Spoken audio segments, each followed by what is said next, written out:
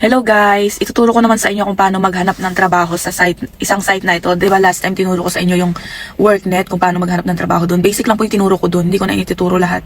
Yun lang importante, paano maghanap ng trabaho doon sa Worknet.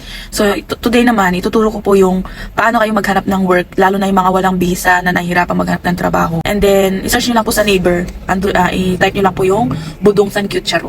Applicable po ito sa mga walang visa kasi pwede po kayo maghanap dyan ng work. Minsan dyan po ako naghahanap ng mga trabaho, yung mga kababayan nating Pilipino na nagpapahanap ng trabaho, lalo na yung mga walang visa. Nagtitingin po ako sa site na yan. So makakatulong po sa inyo to guys. Siya nga pala guys, kasi yung ibang ating kababayan dito sa Korea, yung iba hindi marunong magsalita ng Korean, tapos hindi sila marunong makipag-communicate pag maghahanap ng trabaho sa mga sadyang na Korean. So pwede po kayo magpatulong sa mga kakilala nyo, kaibigan nyo na marunong mag-Korean para po makapaghanap kayo ng work sa site na yan. Oh, ayan guys, punta kayo sa neighbor apps. Then, type nyo Budong San Kyutcharo.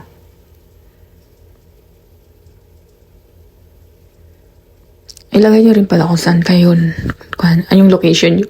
Nasa Gyeonggi do kasi ako, kaya nilagay ko Gyeonggi.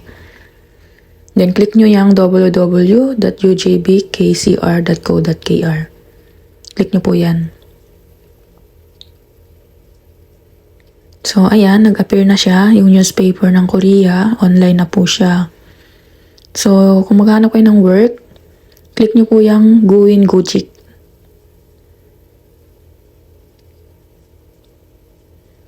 Then, ayan, pag open nyo po ng Guin Gujik, scroll nyo, ayan lalabas, mga work na avail. Marami po yan. Araw-araw po nag-update yung newspaper ng Korea sa online. So, araw-araw, iba-iba pong trabaho pinupost dyan. Search nyo kung anong gusto nyong pasukang work, kung sengsan, production, or magpapak. Pwede nyo pong i-type dyan sa search button. Yan guys. Scroll lang. Maraming work dyan guys. Pwede kayong magtanong. Tawagan nyo yung mga number na nakalagay dyan. Yan yung mga number ng mga boss.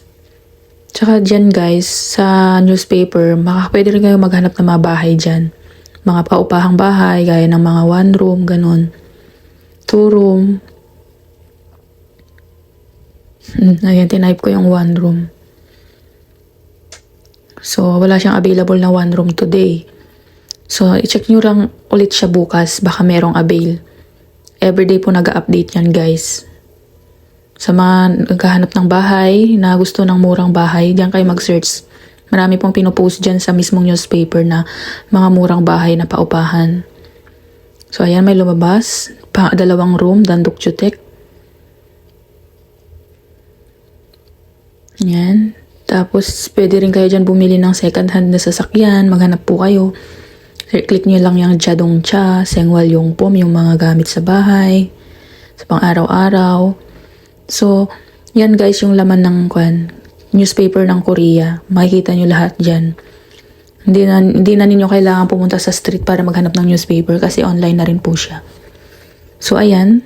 Click mo lang yung number dyan. Pwede mo nang tawagan yung sadyang. Siya nga pala guys, ito palang Budong San Kyutcharo. Ito po yung dyaryo na nakikita natin sa mga street dito sa Korean. Nilagay lang nila online para mas mabilis. Pwede naman kayong direct kumuha ng dyaryo sa mismong street. Maghanap kayo ng dyaryo dyan kung merong nakalagay. And then titingnan nila kung Kyutcharo ba yung dyaryo na yun. So kung ayaw nyo naman, pwede kayong mismong dumirect online. So online na rin po yung dyaryo nila dito sa Korea guys.